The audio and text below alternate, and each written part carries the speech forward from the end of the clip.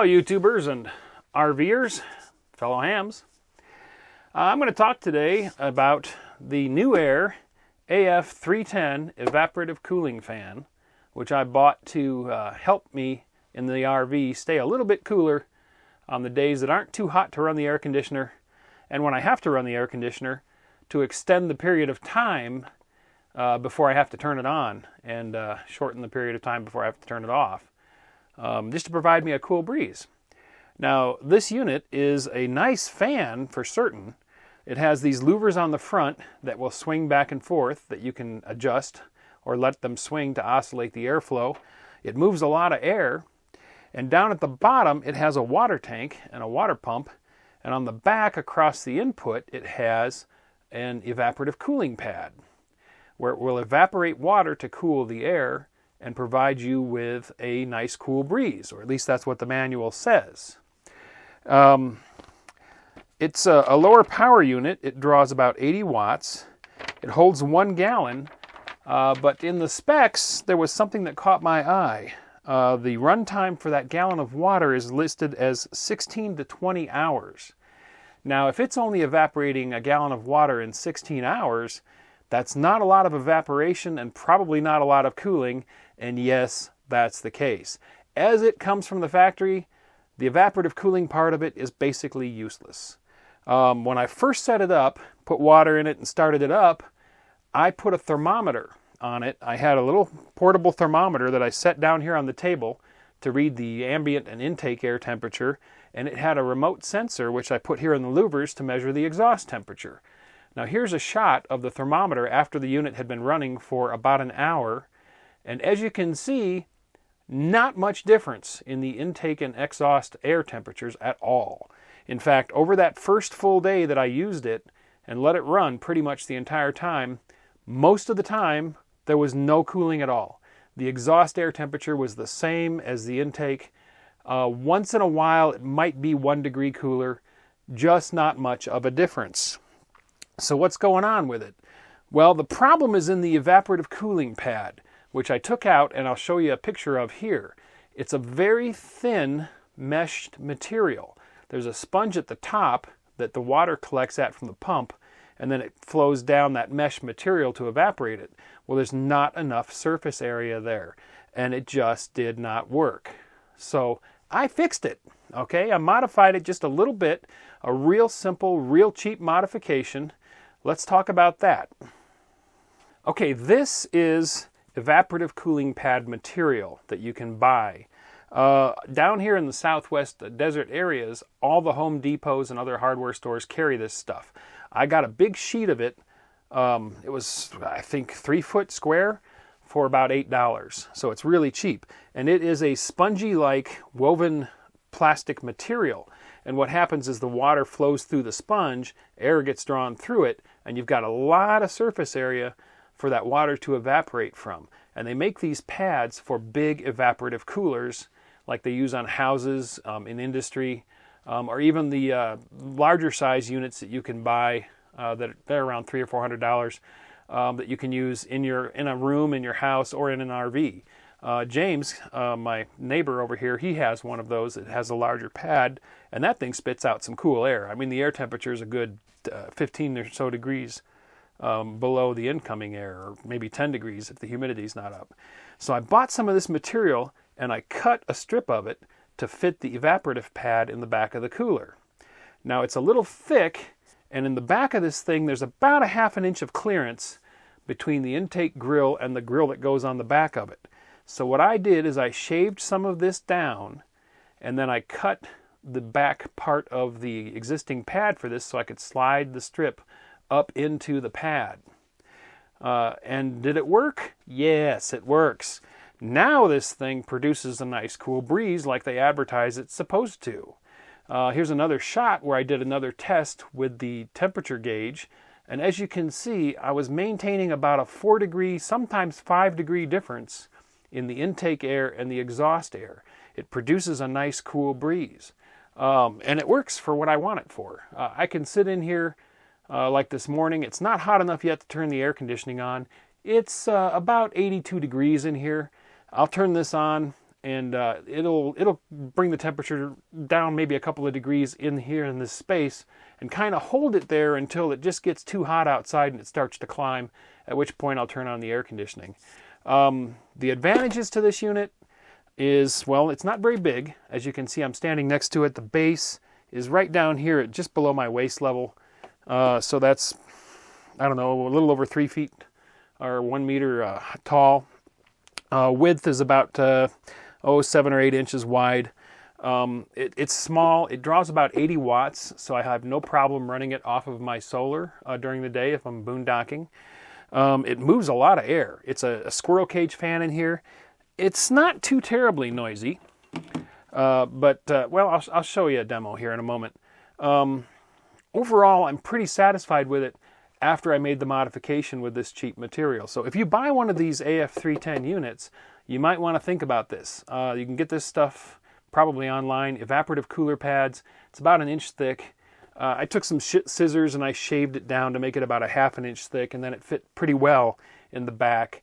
It doesn't cause any leaks, and it certainly makes a difference in the air quality and the coolness of the air. This definitely generates a cool breeze once you modify it. As it comes from the factory, regardless of what they say as far as it providing a cool breeze, it just doesn't. It's a nice fan. I really like the louvers on it and the remote control. So let me show you that. So this is the little remote that comes with the unit. And all the controls are up here for turning it on, adjusting the fan speed, turning on the swing and the louvers, and turning on the cooling. Well, all of that functionality is also on the remote. I really like having the remote. I can lay over on the couch, and if I want the breeze to blow across me, I can hit the swing button to turn the louvers on, and when they swing over to me, hit it again, and then the air is flowing in my direction. If I want to blow the air down the length of the RV, I can turn it on again, and you'll see it happen here in a moment. I'm going to turn it on. Hopefully you'll still hear me okay on my lav mic, because the fan's quite loud on high speed. Well, not really loud. I mean, I could be over on the other end of the RV and be watching TV, and this wouldn't bother me at all. But we can adjust the speed with the remote. You can hear it slows down, but it's still producing a pretty good breeze here. Now I'm going to hit swing on the remote, and you'll see these louvers start to move. See that? Now they're pointing over this way, and they're swinging back that direction. So it's like an oscillating fan. It'll move the air a good, I'd say it's about 80 degrees of movement that it'll move. And right now it's just a fan. It's just blowing air. If I turn on the cooling, I heard the pump start. It's not very loud. Right now it is pumping air up, and it's coming, or water up, and it's going down that evaporative pad, and I can already feel the air getting cooler. Yeah, definitely. I could definitely feel the air getting cooler. Like I say, it's only about a 4 to 5 degree temperature difference in the exhaust and the intake air, but believe me, that's enough to give you a nice, cool, comfortable breeze if you're in a hot or warm environment. What else can we do with the remote? There's a timer function I can hit where it'll go in half-an-hour increments up to 3 hours, and then it'll shut itself off. So if you're going to go to sleep and you just want to breeze till you fall asleep, you can hit the timer function and have it power itself off at a later point. We've got, of course, the fan speed.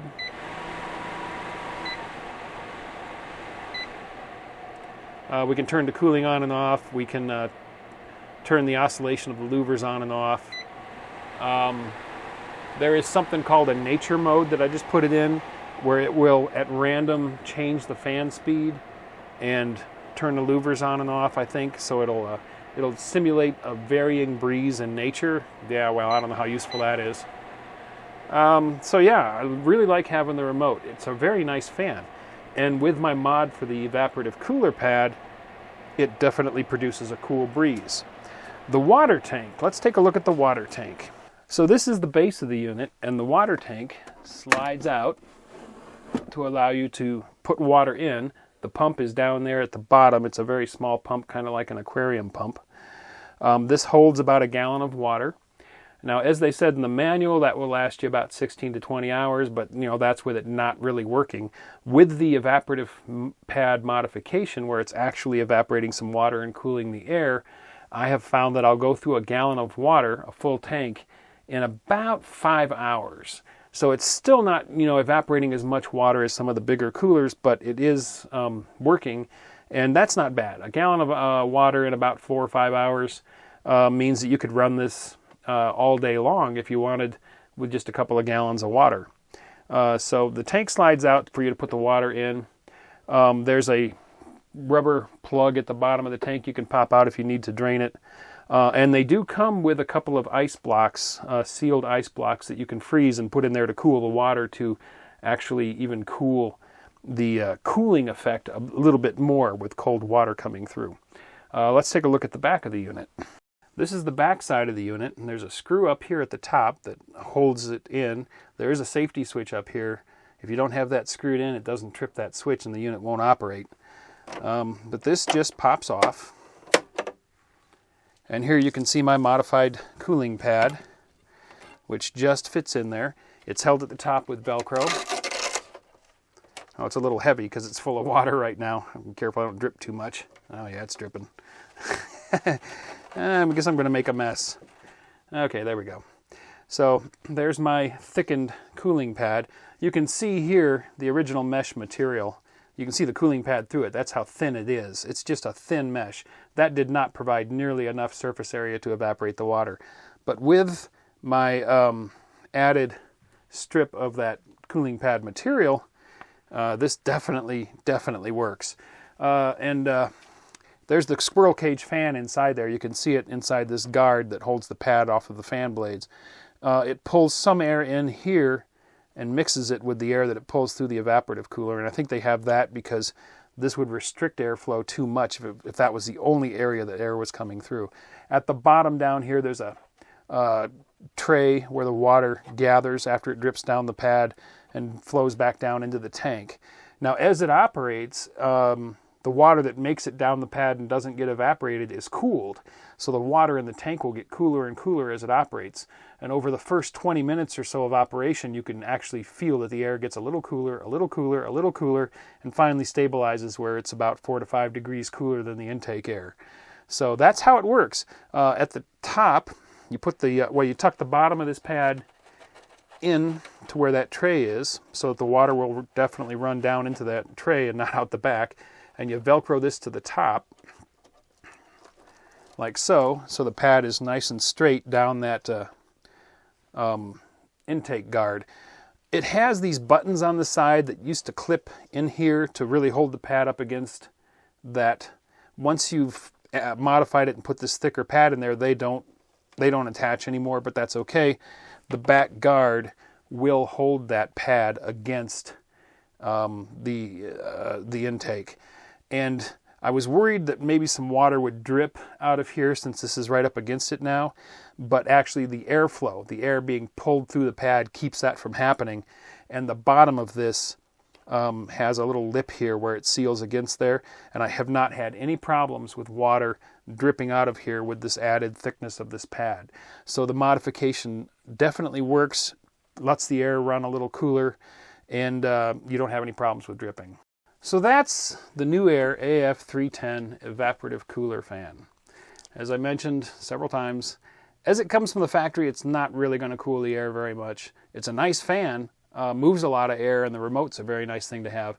But if you really want it to cool the air, pick up one of those evaporative cooling pad pieces, cut yourself a strip to fit the back, and put it in that existing mesh pad, and that'll make all the difference in the world. It'll definitely work as you'd expect it to work and give you a nice cool breeze in your RV, in a room, in your house, wherever you want to use it.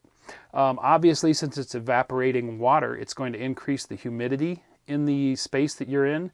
In the RV here, for example, I crack open this window behind here and I open a vent in the back and I let some air flow through the RV. I still get the cooling effect of the breeze from this. But then the humidity doesn't climb over the day too much.